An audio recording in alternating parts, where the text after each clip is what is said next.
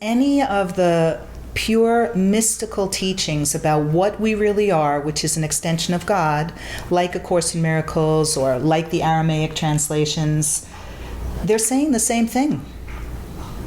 Oh, absolutely. But the trouble is, like I said, that what was the problem with scriptures is, even the story of Adam and Eve, the way we vilify women, they dogmatized it and made a doctrine out of it instead of the original meaning of it, the story of it, see, what it was explaining.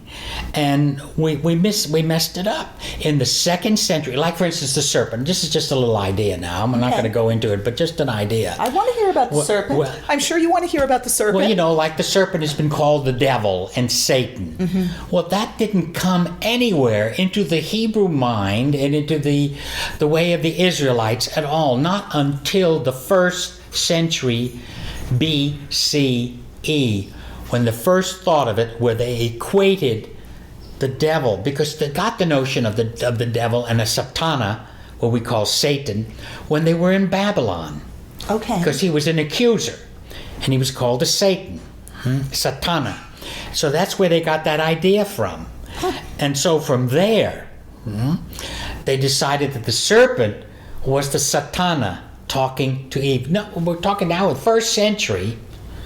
Now, when this story was written, scholars say it was written around the 10th century. Whether that's true or not, we don't know.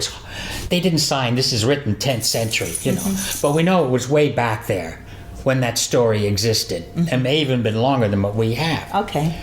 But nonetheless, what we do have, when it was interpreted in the 1st century, we're talking about BCE, before it changed, that's when they interpret the serpent as Satan. Okay. And that was not the intent of the original writer who gave us that story and put it in the scriptures right after the creation story, then the Adam and Eve story, then the Cain and Abel story, because he has a theme flowing through there, you see. And we missed it. But don't you see, we got a dogma out of it. That was Satan talking to Eve. No, it wasn't that. There was no Satan talking to Eve. And the word, where it says he was shrewd and subtle, means wise. And who did he talk to first? The woman, because she had the capacity to understand it. Oh, that's so good.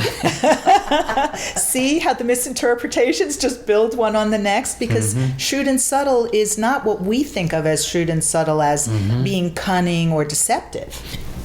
It does mean that too, but not in this setting. Not in this setting. Because it was to awaken her. When God forbid the tree, he knows us. I'm going to use the language of the story now. Okay. I hope people don't take me literally, Don't take him literally. But when God, said, don't touch it. The minute someone says, don't touch it, you might as well say, here, feel it. Right. It's just temptation. So God created the temptation.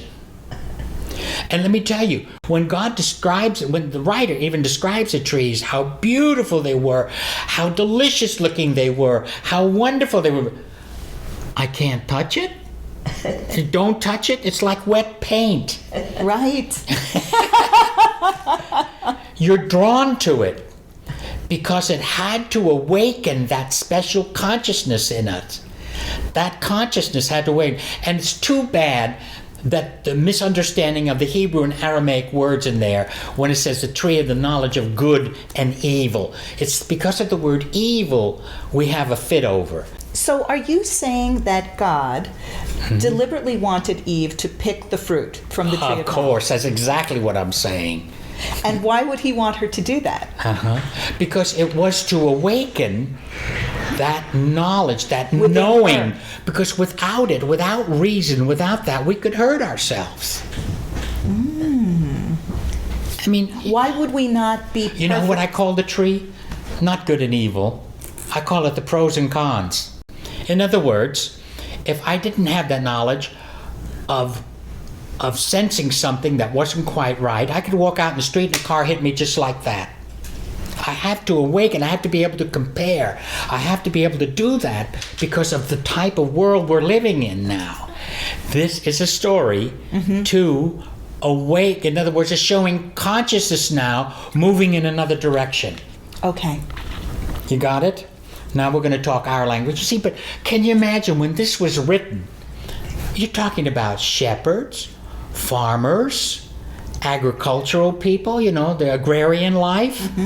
How could they, talking about consciousness, they wouldn't know what the heck you were talking about. I mean, this is our language today. Yes. Talking about mind, divine mind. We're going way back when we do the Adam and Eve story, see? So making God, and even the story of Cain and Abel, were the two types of lives that were living at that time. Shepherding and farming. Okay. So when our language, we use the term consciousness. We use divine mind. We use different things like that, which we love because we understand that, because where we have progressed. You see, the scriptures is the story of transcending consciousness. It's the story of transcending consciousness. But when people park at a certain story, they miss it because they don't go on to continually to transcend. The history of humankind is we're in a state of transcending consciousness. And what do you mean by transcending consciousness? Because I think of consciousness from a non-dual perspective, where everything is awareness or consciousness or God mind. But so where you transcend it, where you transcend racism, where you transcend sexism, where you transcend borders, so that the mind builds. But you have to understand certain borders are necessary. So we're talking about transcending human consciousness, right, and the limitations that humans get stuck in. Exactly. That's what I mean, parking. So the story of the Bible is, so when you create a dogma and make it set, what you've done is you created a border, you created a line, and you can't go past it. You can't transcend it. And actually, would you mind defining the word dogma, just stating the obvious for viewers, just in case they don't know what it is? It's a doctrine, where a doctrine becomes concrete in you. So is it a set of man-made rules? Rules about a story. It was like the Eve story. We made the serpent Satan. Oh, I got news for you. There is no such thing as Satan. We know that, see? But what it's saying here, but it's using these symbols. But when you park there and say, oh, yes, and people believe in that, and they actually think there is another being working in them, when it's their own misguided thoughts, you see. Yes. And the Course would define evil as a lack of love. And it defines sin as a sense of separation. So it's very non-judgmental in that way. But I want to ask you more about the Adam and Eve story, because the Course says that, and I'd like to read it to you. The Garden of Eden, or the pre-separation condition, was a state of mind in which nothing was needed. When Adam listened to the quote-unquote lies of the serpent, all he heard was untruth.